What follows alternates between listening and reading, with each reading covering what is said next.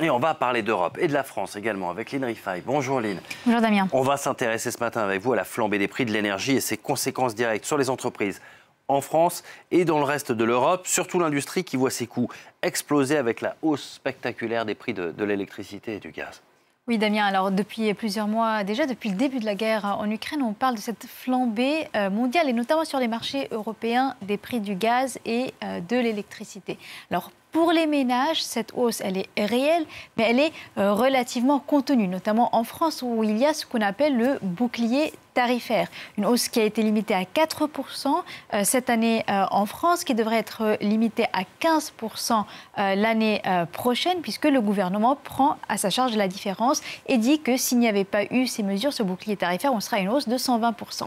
Alors pour les entreprises, il faut savoir que la situation est différente. Les entreprises, elles négocient leurs contrats d'énergie, d'électricité notamment, avec les fournisseurs pour plusieurs années déjà. Et pour certaines entreprises, eh bien, les contrats arrivent à échéance, ils arrivent à terme et il faut renégocier ces contrats. Et ce n'est pas le bon moment. Ce n'est pas le bon moment du tout, puisque la renégociation de ces contrats, elle se fait au prix actuel du marché, impacté par cette flambée des coûts de l'énergie. Elle commence donc maintenant à subir de plein fouet la flambée mondiale, la flambée européenne des prix de l'énergie, et cela a un impact sur leurs coûts. Alors, selon le ministre français de l'Industrie, Roland Lescure, près de 300 entreprises françaises risquent de se retrouver en difficulté d'ici la fin de l'année en raison de l'envolée des coûts de l'énergie.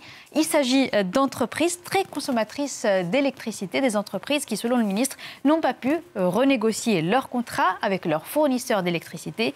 Pour elles, le ministre a rappelé l'existence d'un fonds d'appui aux entreprises, un fonds pour lequel le gouvernement souhaite alléger les critères et le prolonger pour 2023. Et ça a un impact, déjà tout de suite, de nombreuses usines doivent freiner leur production. Oui, c'est notamment le cas pour ce qu'on appelle les entreprises de taille intermédiaire, celles qui ont plus de 250 salariés, mais moins de 5000 salariés.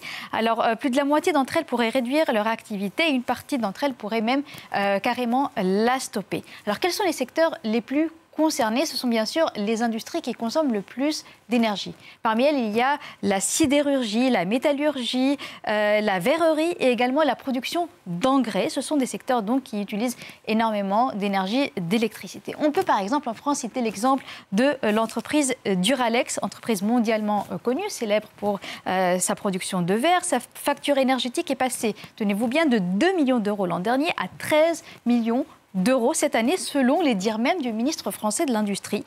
Alors, face à cette explosion des coûts de l'énergie, elle a décidé de mettre son four en veille durant minimum 4 mois. Cela à partir du mois de novembre. Elle envisage aussi de passer ses salariés au chômage partiel. Et on le disait en préambule, cette situation, elle ne concerne pas que la France, loin de là. Au-delà de l'Hexagone, de nombreux pays sont touchés de plein fouet par cette flambée des prix de l'énergie. Bien sûr, il y a la France, on a cité son exemple, mais il y a aussi l'Allemagne, première économie de la zone euro, qui compte énormément sur l'industrie et qui voit de nombreuses industries s'arrêter ou freiner, réduire leur production. On peut citer l'exemple des fourneaux d'ArcelorMittal en Allemagne. ArcelorMittal, le plus grand producteur d'acier en Europe. Également, autre pays concerné en Europe, la Norvège. Là-bas, c'est Alcoa, un producteur mondial d'aluminium qui doit réduire sa production. Aux Pays-Bas aussi, des usines se mettent à l'arrêt, comme celle du producteur de zinc, Nyrstar. Car il faut savoir que pour produire du zinc, eh bien, l'énergie, ça compte pour 80% du coût de production. Dans ce contexte-là, c'est d'ailleurs près de la moitié de la production européenne d'aluminium et de zinc qui s'est arrêtée selon l'association européenne Eurométaux. Alors ces fermetures d'usines et ces arrêts de production ne sont pas sans conséquences sur l'activité économique en Europe. Vous le savez, on craint une récession en Europe, notamment en zone euro. D'ailleurs, dès le mois de juillet, si on regarde les chiffres, avant même toutes ces fermetures d'usines, la production industrielle en zone euro a reculé de 2,3% sur un an. C'est la plus forte baisse en 2 ans. Et dans ce contexte-là, la zone euro, elle pourrait tomber en récession dès la fin de cette année, le début de l'année prochaine. Et elle ne serait pas la seule région du monde concernée par une récession. Aux États-Unis aussi, on craint la récession pour d'autres raisons. Là-bas, il y a de l'énergie, même si son prix augmente. En revanche, les États-Unis font face au risque de hausse très très forte des taux d'intérêt, encore bien plus qu'en Europe.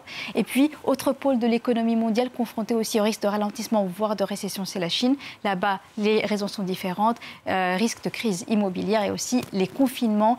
On se dirige vers une année 2023 dans un contexte très particulier où les différents pôles de l'économie mondiale seraient concernés par un ralentissement très fort, voire une récession. Nous voilà prévenus. Merci beaucoup Lina Rifaï pour cette info.